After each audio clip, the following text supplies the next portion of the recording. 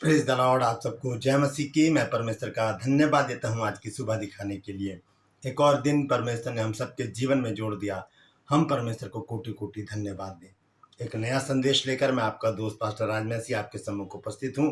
और आज का संदेश जो है वो सेकंड पार्ट है कल के उपदेश से। कल मैंने पास्टर लोगों के बारे में बताया था कि उनकी सुननी है, और जैसे कि यीशु मसीह ने कहा कि अगर कोई तुम्हें ग्रहण ना करे या तुम्हारी बातें ना सुने तो वहां से धूल झाड़ कर आ जाओ।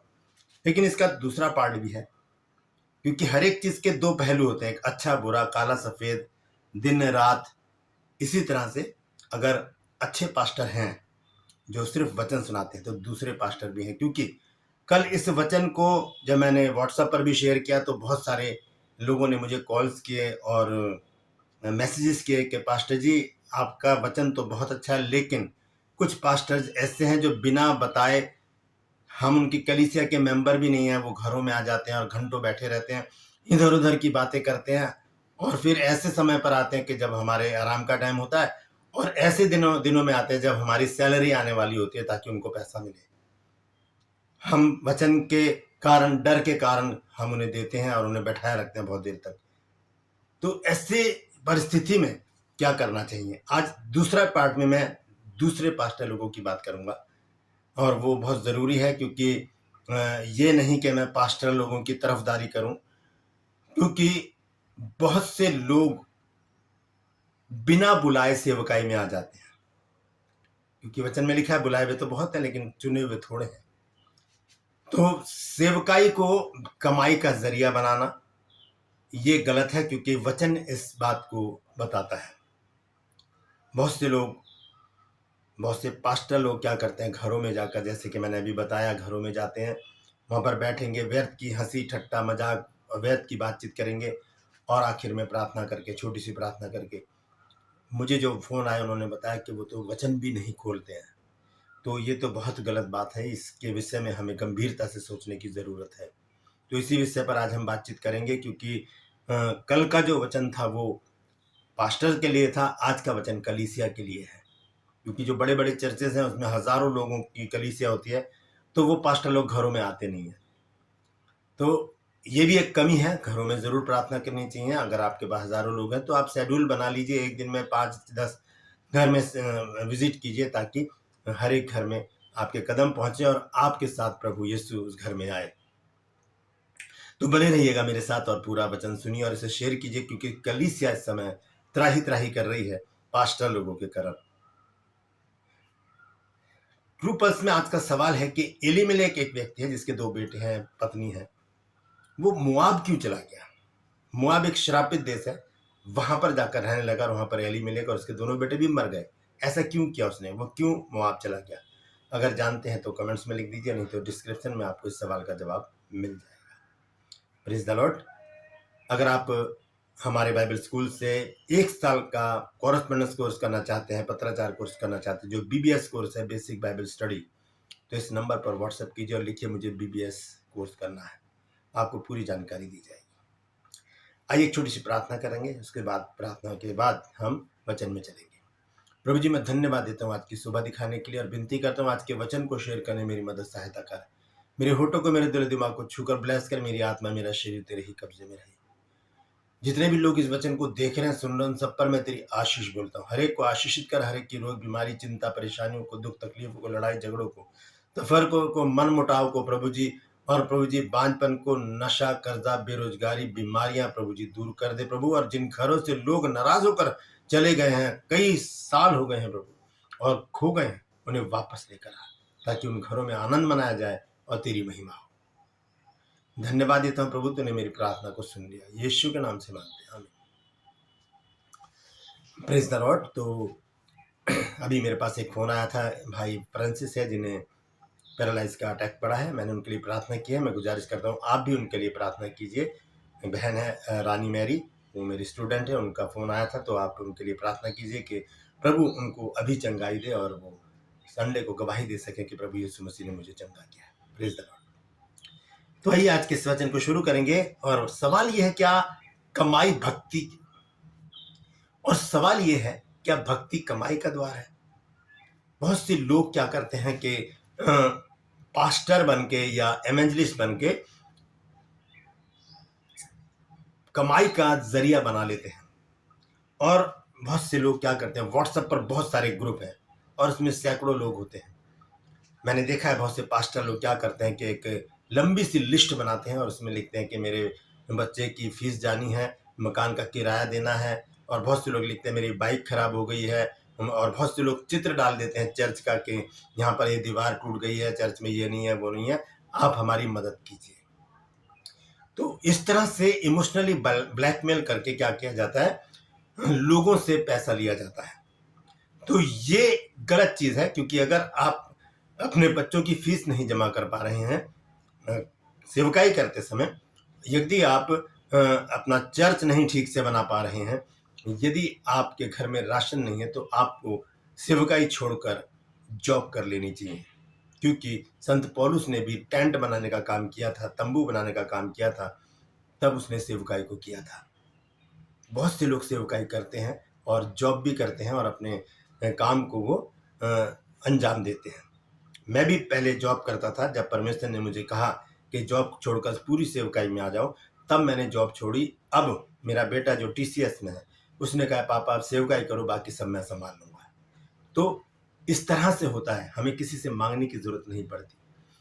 तो ऐसा क्यों करते हैं पास्टर लोग, क्यों इमोशनली ब्लैकमेल करके मैसेजेस भेजते हैं लोगों को कि हमें किराया देना है चर्च का, हमें बच्चों की फीस देनी है, ये वो बहुत सारी बातें। कल मेरे पास एक बहन है मेरी, उनका फ़ोन आया, उन्होंने कहा कि पास्टर जी आपका वचन बहुत अच्छा था, लेकिन हमारे यहाँ पर 2 पास्टर आते हैं और ऐसे समय पर आते हैं जब सैलरी मिल जाती है और उन्हें पता है कि इनके घर में पैसा होगा, और वो आकर बहुत देर तक बैठे रहते हैं, इधर उधर की बातें करते हैं, और वचन तो सुनाते ही नहीं, वचन नहीं सुनाते, और क्या करते हैं सिर्फ इधर उधर की बातें करते हैं, हंसी ठट्टा करते हैं। हम बैठे रहते हैं, बस उनके मुंह देखकर हंसते रहते हैं हम भी, और उसके बाद आखिर में छोटी सी प्रार्थना करके और चंदा लेकर वो चले जाते हैं। हम डरते हैं वचन के कारण कि परमेश्वर अगर हम नहीं देंगे तो परमेश्वर हमें श्रापित ना कर दे, परमेश्वर हमें दंडित ना कर दे। तब मैंने उनको कहा कि सिस्टर जी आप आत्माओं को पहचानिए, क्योंकि हर एक आत्मा विश्वास में नहीं है। तो आइए इसी विषय पर हम देखेंगे। सबसे पहले हम देखेंगे तीमुथियुस, पहला तीमुथियुस 6 अध्याय और उसके 5 और 6 पद में हम देखेंगे क्या लिखा है। यहाँ लिखा है, और उन मनुष्यों में व्यर्थ रगड़े झगड़े उत्पन्न होते हैं जिनकी बुद्धि बिगड़ गई है और वे सत्य से विहीन हो गए हैं, जो समझते हैं कि भक्ति कमाई का द्वार है। और 6 पद में लिखा है, परंतु संतोष सहित भक्ति बड़ी कमाई है। लोग क्या करते हैं, प्रार्थना कराने के पैसे लेते हैं, लोग प्रार्थना कराने के पैसे लेते हैं कि 25,000 रुपये लगेंगे, 30,000 रुपये लगेंगे, 40,000 रुपये लगेंगे, इस प्रकार से डिमांड रखी जाती है। अभी दिल्ली में कुछ साल पहले एक प्रोग्राम था, तो वहाँ पर लाइन लगी हुई थी वीआईपी की कि 5,000 रुपये जमा कीजिए, आपके लिए प्रार्थना की जाएगी, स्पेशल लोग। तो ये तरीका तो कमाई का हो गया ना। तो हमने क्या किया है, हम लिखा है यहाँ पर कि वो समझते हैं कि भक्ति जो है वो कमाई का द्वार है। 6 आयत में लिखा, परंतु संतोष सहित भक्ति बड़ी कमाई है। Praise the Lord. तो संत पौलुस ने तीमुथियुस को ये बात लिखते हुए बताया है कि हमें धन के लिए सेवकाई को नहीं करना है। धन के लिए जब हम प्रचार कर रहे हैं या हम कुछ और काम कर रहे हैं, प्रभु के प्रार्थना कर रहे हैं लोगों के लिए, तो वहाँ पर हम कोई डिमांड ना रखें। बहुत से लोग तेल और पानी को भी बेचते हैं, तेल और पानी पर प्रार्थना करके उन्हें बेचते हैं, एक बिजनेस सा बना लिया है लोगों ने। तो ये चीज़ गलत है, ये चीज़ गलत है। ऐसे पैसे लेना, दूसरों के पास अगर नहीं है तो वो कहाँ से देंगे। उन्हें अगर प्रार्थना करवानी है और उनके पास 25,000 नहीं है या उनके पास कुछ भी देने को नहीं है, तो वो कहाँ प्रार्थना करवाएंगे। प्रार्थना कीजिए, चंगे हो जाए, तब उन्हें कह दीजिए कि अगर आप परमेश्वर आपके मन में डालता है तो थैंक्स गिविंग कर दीजिए, बस। चाहे वो 1 रुपया दें, चाहे वो 1 करोड़ रुपया दें, वो परमेश्वर की ओर से होगा। तो इसीलिए भक्ति जो है वो कमाई का जरिया नहीं है। दूसरी चीज मैं आपको बताना चाहता हूँ, यशायाह नबी की पुस्तक, उसका 56 अध्याय के 11 पद में परमेश्वर ने बहुत ही सटीक बात कही है चरवाहों के लिए।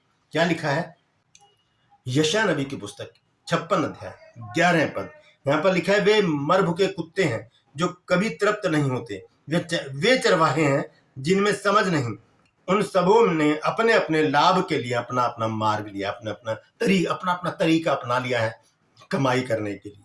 घरों में जाते हैं, घंटों बैठे रहते हैं, प्रार्थनाएं करते नहीं, आखिर में छोटी सी प्रार्थना करके पैसे लेके चले जाते हैं। बड़ी बड़ी लिस्ट बनाकर व्हाट्सएप पर भेज देते हैं, पर्सनल मैसेज में भेजते हैं कि हमें पैसे की जरूरत है, आप हमारी हेल्प कीजिए। तो ये चीज गलत है। अगर नहीं हो पा रहा है तो आप जॉब कीजिए, जॉब करके आप अपने घर के खर्चे को चला सकते हैं, बच्चों की फीस दे सकते हैं। मैं आपको बताना चाहता हूँ, मुझे बहुत साल हो गए हैं सेवकाई करते हुए। मैं आज भी किराए के मकान पर रहता हूँ, मेरा अपना मकान नहीं है। अगर मैं चाहता तो मैं कमाई करके, इस तरह की कमाई करके, तेल पानी बेच बेच कर मैं अपना एक बिल्डिंग खड़ी कर सकता था, लेकिन ऐसा नहीं किया, क्योंकि मैं जानता हूं कि ये गलत कमाई है। हमारा जो बाइबल स्कूल है वो भी जो फीस लेता है या जो डोनेशन लेता है, वो सिर्फ बुक्स के पत्राचार में जो हम भेजते हैं बुक, वो कुरियर का खर्चा, स्टेशनरी का खर्चा और बाकी जो छोटे मोटे खर्चे उनको जोड़कर हमने एक रेशो निकालकर उसका निकाला है। नहीं तो हमें कमाई करने के लिए हम कोई काम नहीं कर रहे। हम सिर्फ परमेश्वर के वचन को, सच को फैलाने की पूरी कोशिश कर रहे हैं। तो इस तरह से यहाँ पर लिखा है कि उन्होंने अपना अपना मार्ग ले लिया और कमाई के जरिए बनाकर परमेश्वर के वचन के साथ खिलवाड़ किया, परमेश्वर की कलीसिया के साथ खिलवाड़ किया, भोले भाले लोगों को इमोशनली ब्लैकमेल करके उनसे पैसे ऐंठने का काम किया।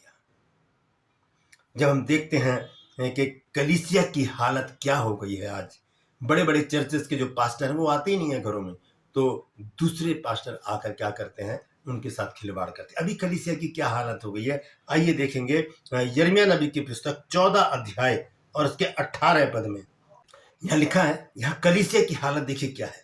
यहाँ लिखा है, यदि मैं मैदान में जाऊं तो देखो तलवार के मारे हुए पड़े हैं, और यदि मैं नगर के भीतर जाऊं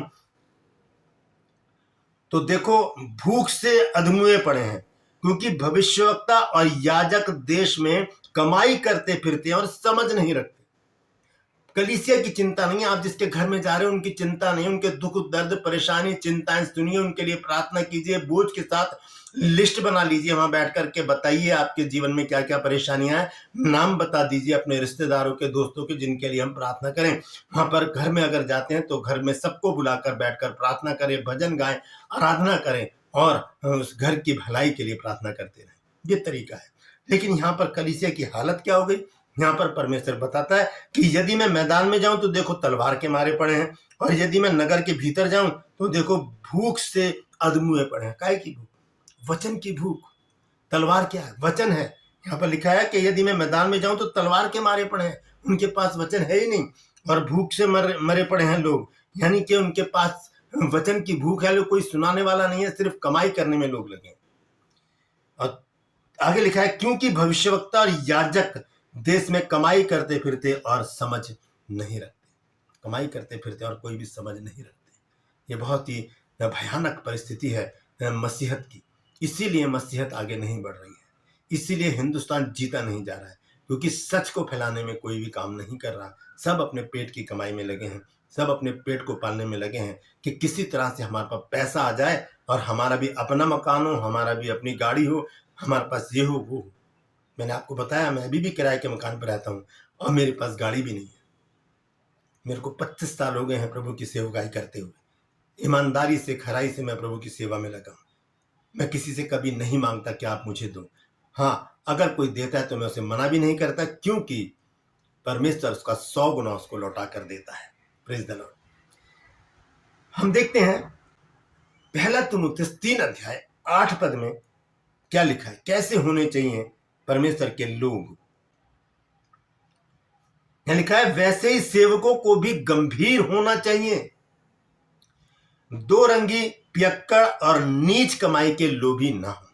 जो परमेश्वर के जो सेवक हैं, दास कहते हैं अपने आप को, पास्टर अपने आगे नाम के आगे लगाते हैं, रेवरेंड लगाते अपने नाम के आगे, एवेंजलिस्ट लगाते अपने नाम के आगे, उनके विषय में कहा गया है कि वैसे ही सेवक को भी गंभीर होना चाहिए। ये नहीं कि घरों में जाकर हंसी ठट्टा कर रहे हैं, मजाक कर रहे हैं, व्यर्थ की बातचीत कर रहे हैं, उसके बाद आखिर में छोटी सी प्रार्थना करके निकल गए पैसे लेकर। नहीं, लिखा है कि वैसे ही सेवकों को गंभीर होना चाहिए, दो रंगी, पियक्कड़ और नीच कमाई के लोभी ना हो। जब नहीं हो रहा है आपसे, आपसे अपने घर का खर्चा नहीं चल रहा है, फीस नहीं दी जा रही है, किराया नहीं दिया जा रहा है, तो आप जॉब कर लीजिए, कोई बिजनेस खोल लीजिए छोटा सा। परमेश्वर उसमें आशीष देगा। ऐसे आशीष नहीं मिलेगी। ऐसे तो मांगते रहेंगे और हमारी मांगने की भूख बढ़ती चली जाएगी और हम मांगते चले जाएंगे। पहला पत्रस 5 अध्याय 2 पद देखिए क्या लिखा है। पहला पत्रस 5 अध्याय 1 और 2 पद में लिखा है, तुम में जो प्राचीन है, मैं उनकी नाई प्राचीन और मसीह के दुखों का गवाह और प्रकट होने वाली महिमा में सहभागी होकर उन्हें ये समझाता हूँ। संत पतरस यहाँ पर कुछ समझाना चाह रहे हैं। अब समझने की बात है, हर एक याजक के लिए, हर एक पास्टर, हर रेवरेंड, बिशप, एवेंजलिस्ट, परमेश्वर के दास दासी जो प्रभु के काम में लगे, उनको समझने के लिए क्या लिखा है कि परमेश्वर के उस झुंड की जो तुम्हारे बीच में है रखवाली करो, और ये दबाव से नहीं परंतु परमेश्वर की इच्छा के अनुसार आनंद से, और नीच कमाई के लिए नहीं पर मन लगा के करो। ये एक समझाया गया है पतरस के द्वारा कि ऐसा करना चाहिए कि परमेश्वर के उस झुंड की जो तुम्हारे बीच में है, जो परमेश्वर ने लोग हमें दिए, उनकी चिंता हमें करनी चाहिए। हम क्यों घरों घरों में जाकर पैसे मांगते फिरें, या व्हाट्सएप पर या पर्सनल मैसेज भेजकर पैसे मांगे कि हमें पैसे की जरूरत है, ट्रांसफर कर दीजिए। नहीं, लिखा है परंतु परमेश्वर की इच्छा के अनुसार आनंद और नीच कमाई के लिए नहीं पर मन लगाकर परमेश्वर की सेवा करें, क्योंकि वचन में लिखा है कि दावने वाले बैल का मुंह ना बांधना। परमेश्वर ने अगर मुंह दिया है तो खाने को भी देगा। हम परमेश्वर से मांगे। एक भिखारी था जो एक राजा के पास गया और उसने सोचा कि मैं राजा से कुछ मांग लूं ताकि मेरा भी भला हो जाए। क्या हुआ, जब वो अंदर गया तो राजा ऐसे करके दुआ कर रहे थे। वहां पर गार्ड जो खड़े थे उनसे उसने पूछा कि राजा साहब क्या कर रहे हैं, तो उन्होंने बताया कि ये दुआ मांग रहे हैं। तो उसने कहा दुआ का अर्थ क्या होता है? उन्होंने बताया दुआ का अर्थ होता है मांगना। वो परमेश्वर से अपनी प्रजा की भलाई के लिए और अपने खजाने के लिए, अपने भलाई के लिए वो दुआ कर रहे हैं, प्रार्थना कर रहे हैं। तो भिखारी ने सोचा और फिर अपने कटोरे को फेंक दिया और कहा कि मैं उसी से ना मांगू जिससे ये राजा मांग रहा है। ये भी तो भिखारी है, ये राजा उससे मांग रहा है तो मैं भी उसी से मांगूंगा जो सबको देता है। तो हम लोगों से मांगकर श्रापित हो जाते हैं। हमें परमेश्वर से मांगना चाहिए जो सब कुछ हमारी भलाई के लिए करता है। हम देखेंगे पहला तीमुथियुस 6 अध्याय और उसका 17 पद देखिए क्या लिखा है। वहां लिखा है, इस संसार के धनवानों को आज्ञा दे कि वे अभिमानी ना हो और चंचल धन पर आशा ना के, परंतु परमेश्वर पर जो हमारे सुख के लिए सब कुछ बहुतायत से देता है। नीचे के हिस्से को अगर हम देखें तो वहां लिखा है कि हम परमेश्वर पर भरोसा रखें, उसी पर अपना आस लगाए रखें, क्योंकि वो हमें सब कुछ बहुतायत से देता है। तो हम मनुष्य से क्यों मांगे, क्यों हम श्रापित हो जाए? मांगने के लिए हमारे पास तो परमेश्वर, उसने कहा मांगो तो तुम्हें दिया जाएगा, ढूंढोगे तो तुम पाओगे, और खटखटाओ तो तुम्हारे लिए खोला जाएगा। Praise the Lord. दोस्तों, कलीसिया त्राही त्राही कर रही है क्योंकि पास्टर लोग क्या है, कमाई में लगे हुए हैं। हम अगर पढ़े पहला यूहन्ना 4 अध्याय और उसका 1 पद, तो वहां पर लिखा है कि आत्माओं को परखो कि वो परमेश्वर की ओर से है या नहीं। जरूरत है हमें अपने घर में आने वालों को पहचानने की। लिखा है कि आत्माओं को परखो कि वो परमेश्वर की ओर से है कि नहीं, क्योंकि बहुत से झूठे भविष्यवक्ता जगत में उठ खड़े हुए हैं। दोस्तों, बहुत ही सतर्क और सावधान होने की जरूरत है। मैं उन पास्टर लोगों से भी गुजारिश करता हूं जो इस तरह से व्हाट्सएप पर मैसेजेस भेजकर लोगों को इमोशनली ब्लैकमेल करते हैं और पर्सनल मैसेज में भी पैसे मांगने की हिमाकत करते हैं। परमेश्वर से मांगे या फिर जॉब करें ताकि आपका खर्चा चलने लगे। Praise the Lord. परमेश्वर इन वचनों के द्वारा हम सबको आशीष दे। यदि आज आपने कुछ नया सीखा है तो कमेंट्स में लिख दीजिएगा और इस वचन को शेयर कीजिए ताकि बहुत से लोग, बहुत सी कलीसियां जो आज इन पास्टर लोगों से परेशान हैं, वो सजग, सतर्क, सावधान हो जाएं और उनको साफ कहें कि पास्टर जी आप आए, जरूर आए, लेकिन प्रार्थना करें, आराधना करें और उसके बाद हमारे साथ भोजन करके चले जाएं। Praise the Lord. True pulse में आज का सवाल है कि एलीमेलेक अपने परिवार समेत मोआब क्यों चला गया था? ऐसी क्या बात हो गई थी जो वो मोआब में चला गया? जानते हैं तो कमेंट्स में लिख दीजिए, नहीं तो डिस्क्रिप्शन में आपको इस सवाल का जवाब मिल जाएगा। इस नंबर पर व्हाट्सएप कीजिए, कॉल मत कीजिएगा कि मुझे बीबीएस कोर्स करना है, आपको पूरी जानकारी दी जाएगी। मैं आपसे गुजारिश करता हूं कि अभी तक यदि आपने मेरे इन चैनल्स को सब्सक्राइब नहीं किया तो अभी सब्सक्राइब कर लीजिए, बेल आइकन को दबाइए ताकि नोटिफिकेशन आपके पास पहुंचे। नया वीडियो, नई जानकारी बिना व्यवधान के, बिना रुकावट के आपके पास पहुंच जाए। मेरे वीडियोस को लाइक कीजिए, शेयर कीजिए और कमेंट्स बॉक्स में आकर मुझसे जरूर बातचीत कीजिए। आज के लिए बस इतना ही, फिर मिलूंगा एक नए संदेश के साथ, एक नया वीडियो लेकर। तब तक के लिए मुझे इजाजत दीजिए, लेकिन अपना और अपनों का ख्याल रखिए और सावधान और सतर्क रहकर अपने जीवन को व्यतीत कीजिए। Praise the Lord.